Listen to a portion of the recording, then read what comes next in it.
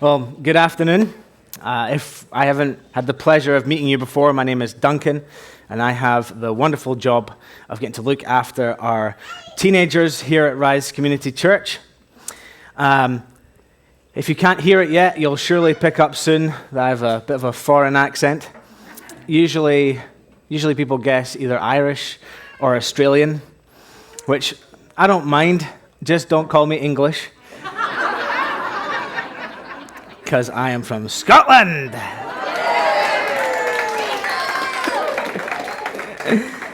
Anyway, it's been a few months since I've had the privilege of speaking to you from this stage, partly due to the fact that my lovely wife Katie and I have been welcoming our first child into the world. Little Callum will be 10 weeks old this week. Wow. Yeah. And Siri pronounces it Callum. Oh no, it was the hospital. They called us and left a voicemail. They said the appointment for Callum. It's Callum. Anyway. And I'm biased, but he is the most handsome baby in the world. I mean, he does resemble me. No, he gets his looks from my gorgeous wife. Anyway, today is not about me and my baby. Today is Pastor Appreciation Sunday. It's a day that we take to highlight the respect that we have for those who lead us so diligently in what God has called them to do here. We don't do it because it's a tradition. I think they started calling this Pastor Appreciation Month in 1992. In the U.S., in the Christian world in the U.S. But we don't do this because it's a tradition. We do this because the Bible calls us to honor our leaders. And today we're going to be reading from the book of 1 Timothy. I'm going to pray quickly and then we'll get started. Lord, thank you for what you want to speak to us today. We give you control. Say what you want to say. Do what you want to do. Lead us to a greater place of understanding of who you are today, Jesus. Change us to be more like you. Amen. So I'm going to start with a bit of context, and then we're going to dive in and swim around a little bit. So a lot of people would say that the book of 1 Timothy is really just a book about church order, how to do things in the church. But it's a little bit bigger than that. It really seems that the book of 1 Timothy is about the gospel. It's about the good news of Jesus and how it relates to our lives in a very tangible way. And isn't that kind of what we want from church? Because Paul is talking to Timothy about this church in Ephesus, and he's kind of trying to show that the gospel is of utmost importance and that how the gospel can transform each of our lives radically. So isn't that what we want from church, to come and to worship Jesus and to be transformed in the process? So the book is written by Paul. It's written to Timothy. And if you're not familiar with the Bible, Paul was a man who used to kill Christians. He was quite a radical guy going around killing Christians until he had this incredible experience where Jesus showed up to him. And then he dedicated his life to planting churches in several places around Europe and Asia, including this church in Ephesus.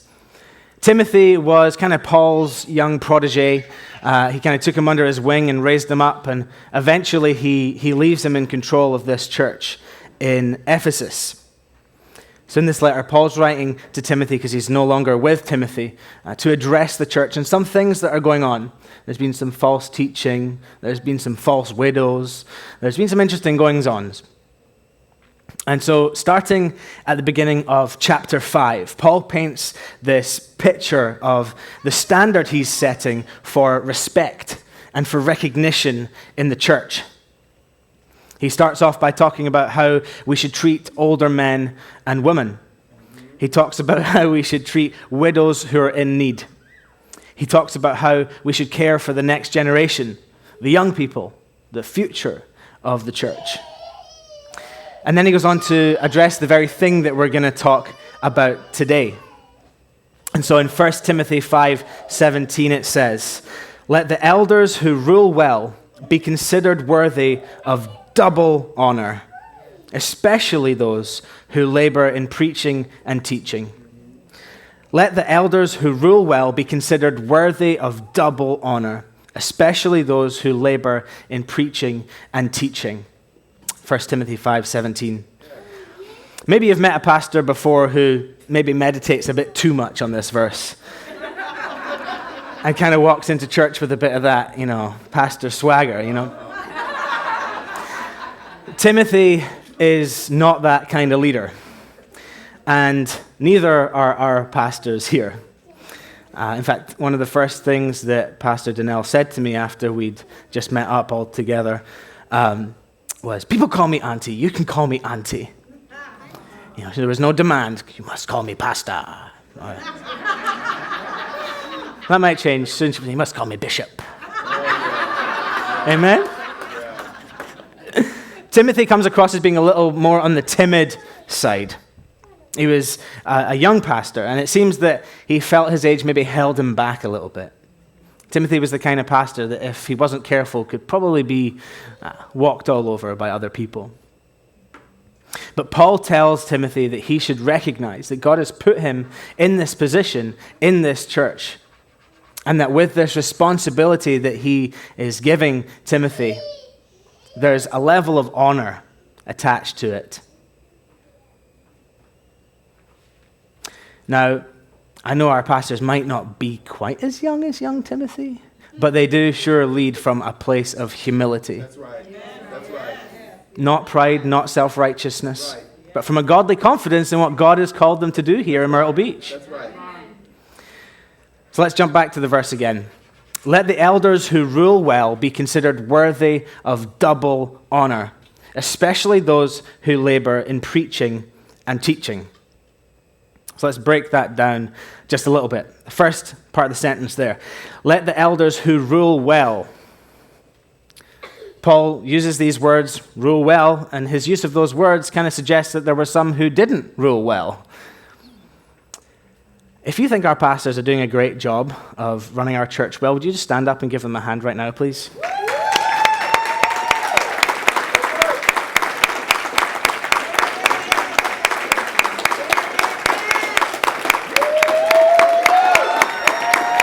All right. You'll have another opportunity in a second. All right, the next sentence. Well, actually, this is the last sentence. I'm missing out the middle for now. Especially those who labor in preaching and teaching. Preaching truly is a labor.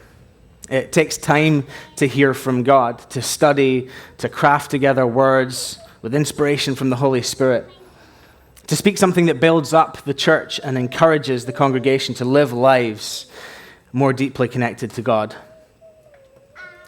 Who thinks our pastors are doing a good job in preaching and teaching?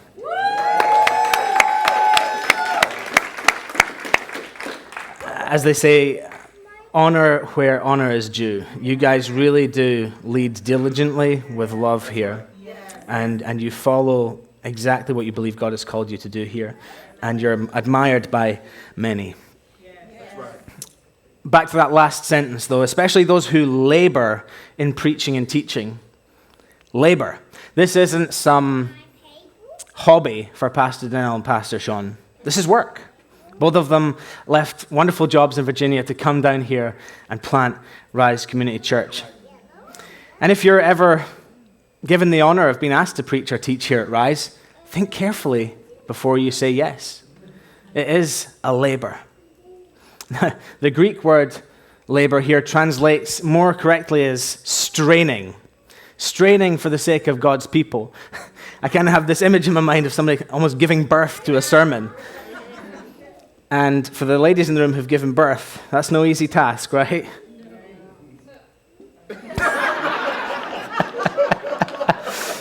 Preaching and teaching is the job of taking things that can sometimes seem complex and breaking them down so that everyone can understand and grow.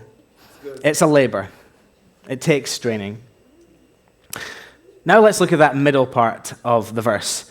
considered worthy of double honor. Double honor. All right, so I'm going to turn this church into a classroom for a minute right here. So I want you to turn to the people you're sitting with, the people you came with, and I want you to just ask each other the question, what do you think it means to be deserving of double honor? What does double honor mean? So just take a couple of minutes and discuss that amongst yourselves and decide who's gonna share, because I'm going to ask a few of you to share your thoughts.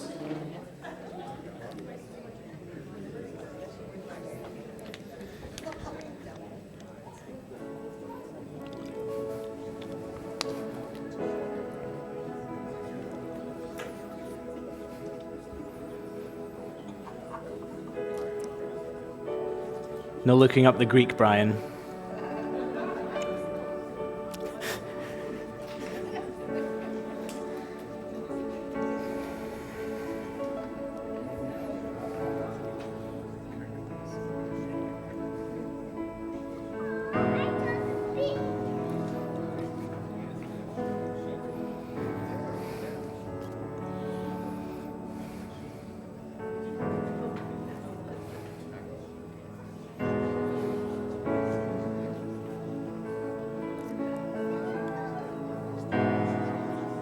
All right.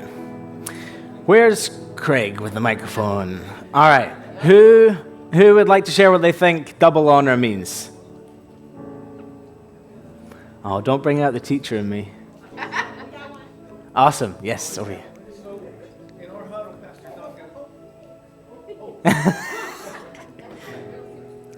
we were talking about the double honor. It's on.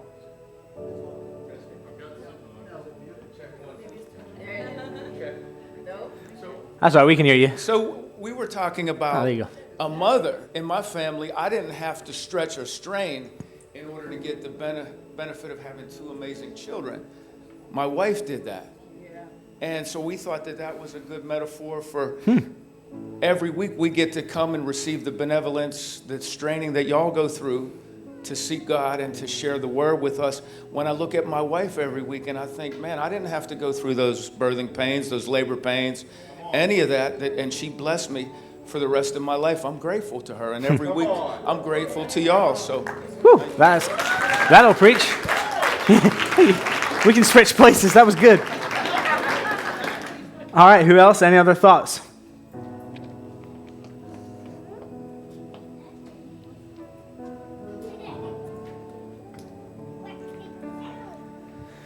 Double honor, what I'm receiving it from is that we're honored not only to receive, but also to give. So as the Lord gives us and we receive through our preaching and our teaching, as we grow, we give back. Also a great word. So. Thank you. Thank you. All right. Thank you, Craig. Thank you. And thank you for your contributions. So on the surface, when we read about double honor, it may just sound like, something that we give in greater measure. Maybe we're due more honor to them than we are to our friend or to somebody else, which in many respects is true. And we're going to get to that in a couple of moments. But let's look at the meaning of honor in the Greek. Now, there's a couple of places in the Bible that we find the word honor translated differently. But in this verse, it is translated as times, or times. If you're a Greek scholar, you can ridicule me later on my pronunciation, which doesn't just translate to the word honor, but it also translates to price, value, or cost. So we're not just to appreciate, respect, and encourage our pastors with honor, but we're also to treat them as worthy of double value. Ooh. What does that mean? Well, the next verse maybe gives us a clue. In 1 Timothy, when Paul references what Jesus said in the book of Luke, when he proclaims that the laborer deserves his wages, pastors should be paid. And paid well. that's right. That's right. There's been a pattern in the modern church where pastors are often just paid enough to get by and not much more. When I was doing my theological training in London, I was training alongside men and women who were training for ministry in the Anglican Church, the Church of England. And they were getting ready to go off and plant new churches, take over some large churches, some smaller churches, and all of them were receiving equal compensation. They were going to be given £19,000 a year. I looked at that and thought, how can you take care of your congregation if you can't take care of your own family living in one of the most expensive countries in the world? I think there's great reason why Paul suggests that a pastor is worth a decent salary. I've got this picture of a shepherd and his sheep. A shepherd has a great burden for his sheep. He spends much time thinking about the safety, well-being, growth, the feeding of his sheep, and a great deal more time acting those things out. He spends his days caring less about himself and more for those sheep in his care. The sheep are the shepherd's burden. In the same way, there's a great burden that comes with taking care of a church congregation. Our pastors are the shepherds, and we are the sheep. One of the things that can really take a leader's attention away from their primary calling is the need that they have to take care of themselves and their family financially. Taking care of your pastors financially releases them from that burden so they can focus on shepherding in the congregation. Yes. And we may be starting as a small congregation here in Myrtle Beach. We may not have the resources right now to pay our pastors what they deserve. But when the time comes and we can, we should rejoice in being able to pay our pastors well. And ultimately, it comes right back to you in the form of blessing. Why? Because when they're fully freed up, when they're fully attentive to their sheep, the sheep are better taken care of. And that's not to say you guys aren't taking good enough care of us right now. You guys are awesome. We all reap the benefits, though. That's good, sir. But back to the other side of honor. Double honor is also calling us, the congregation, to see our pastors as worthy of showing honor. More honor than we may show to others. So what does this look like practically? I'm going to suggest 5 things, and I'm going to unpack them a little bit. So firstly, pray for them. This may seem simple, but it is honoring to pray for your spiritual leaders. 1 Timothy 2, verse 1-2 says, I urge you, first of all, to pray for all people. Ask God to help them, intercede on their behalf, and give thanks for them. Pray this way for kings and for all who are in authority, so that we can live peaceful and quiet lives marked by godliness and dignity. Did you hear that? Yes. You also get to benefit from praying for your pastors. Pray for your pastors, and your lives will be peaceful, marked by godliness and dignity. Pray for them personally. Pray for God to bless them, to give them peace, and pray for God to help them lead well. Number 2, speak to them, not behind them. If you find yourself with some complaint or grievance with our pastors, talk directly to them about it. They don't bite. I don't think. It is easier to gossip. It is easier to spread rumors. It is easier to talk harshly sometimes than going directly and having a hard conversation. Sometimes even more so when it's people that you really respect. If there's something that you feel they did wrong, honor them in front of people and have difficult conversations behind closed doors in person. And please don't send an email. That's the worst. Number 3, criticize them. Say, what? Constructive criticism is healthy, no matter who you are. Notice the verse doesn't say the elders are worthy of double honor because they're perfect and never make mistakes. Pastors will make mistakes. And in the same way that the Bible tells us to honor our mother and father, despite their imperfections, we're called to honor our pastors despite their mistakes. That's good, sir. if you have a criticism or complaint to bring to the pastors, do it from a place that honors them. Like this. Pastor Sean, I want to encourage you that you're a great driver. But I really didn't like the way you ran me over in the parking lot this morning. If you're bringing a complaint or grievance, also come with a solution. Maybe like this. Pastor Sean, I really didn't like the way you ran me over in the parking lot this morning, but maybe you should consider getting your eyes tested. Criticism without solution is either gossip or self-righteousness. That's good. Or both. That's good. Might want to repeat that. Criticism without solution is either gossip or self-righteousness. That's good, sir. That'll preach. Thank you. Number 4, be honest. Whew. Pastor Donnell is prophetic, and Pastor Sean was an investigator, but neither of them are mind readers. Be honest about where you are spiritually, emotionally, and in your maturity. You have no idea how this will bless them and make their job 1,000,000 times easier. Because our pastors cannot serve and lead you if you come into church and put a smile on your face when everything isn't all right. Because they're going to respond to how you're presenting yourself. And our pastors will not love you any more or any less, whether you have memorized half the Bible and spend 7 hours a day on your face in prayer, or struggle to get out of bed in the morning and spend any time with Jesus. They're here to serve you. They've chosen to serve you. Number 5, encourage them. Not just, that was a great sermon, but be specific about how they've helped you. Like this. Pastor Sean, I really appreciate how you ran me over in the parking lot this morning. Because when you broke my legs, it just made me thankful that I have legs.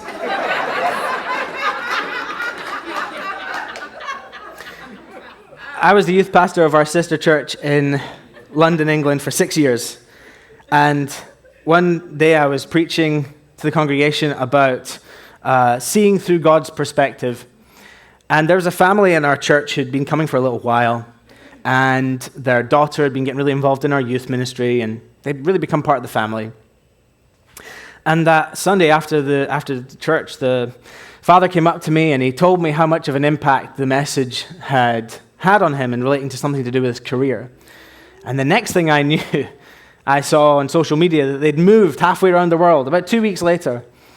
And he had based that decision solely on something that he had heard in the sermon that day. Now, I wasn't excited to see them leave, but I was excited to know that God had used me from the pulpit to direct somebody's life and to sort of show them the way that God was calling them and in their will, in His will.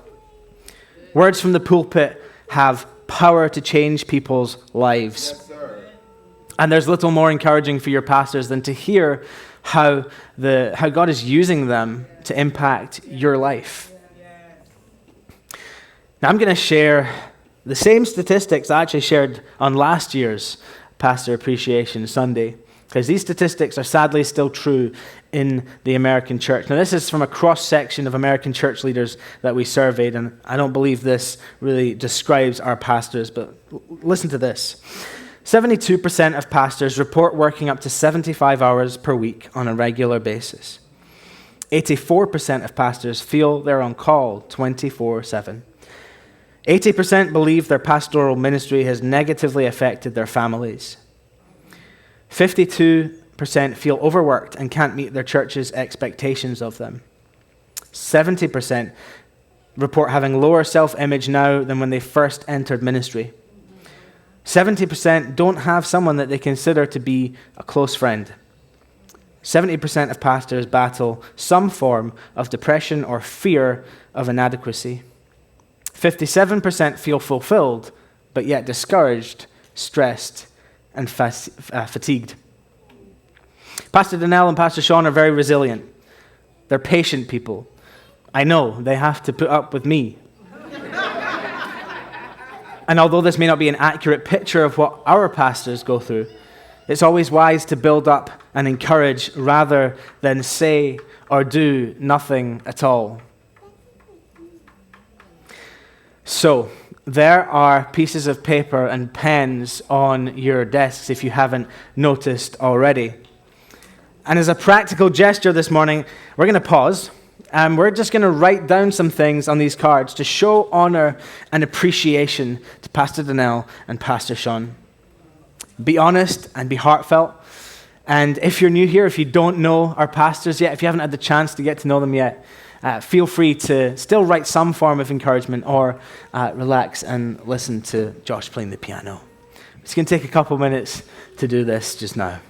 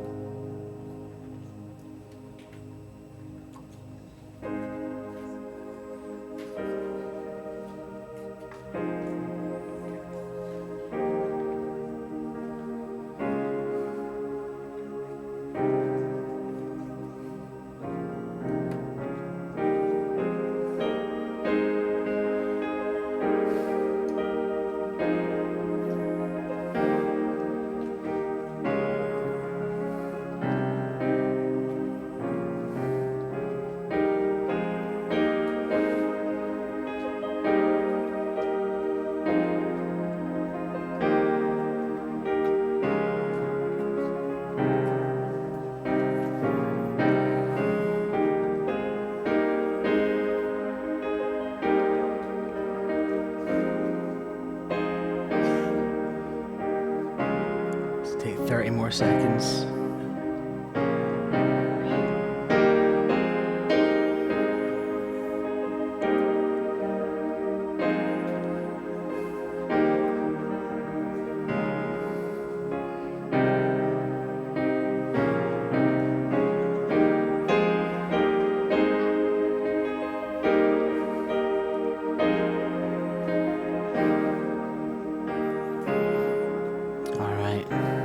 Josh, you can keep playing. That's beautiful. Thank you. We'll collect those in at the end, so just leave those. You can fold them over, leave them on the table. You can turn Josh back up. I was feeling it. So, Pastor D is a big appreciator of the arts and bringing arts into our services. I thought it'd be appropriate to finish off with a poem to honor our pastors. And I entitled this poem, Sometimes There Are People. Sometimes there are people who look into your soul. They can lift your smile with just one word and seem to make you whole. Sometimes there are people who seem to understand, who'll take an hour to listen or just sit and hold your hand. Sometimes there are people who give everything they've got to serve the Lord with all their hearts and never ask for naught. Sometimes there are people who'll sacrifice it all to preach and teach and do their best to see you standing tall. Sometimes there are people who'd give an arm and leg to see you thrive and live in hope and never beg for bread. Sometimes there are people who live for you and I, who'll lift you up on eagle's wings just to see you fly. Sometimes there are people who always spur you on. And here we have those people in our Donnell and Sean. You are loved deeply and appreciated by us. Thank you for all you do. Thank you for your leadership. And thank you for saying yes to God. Bless you guys.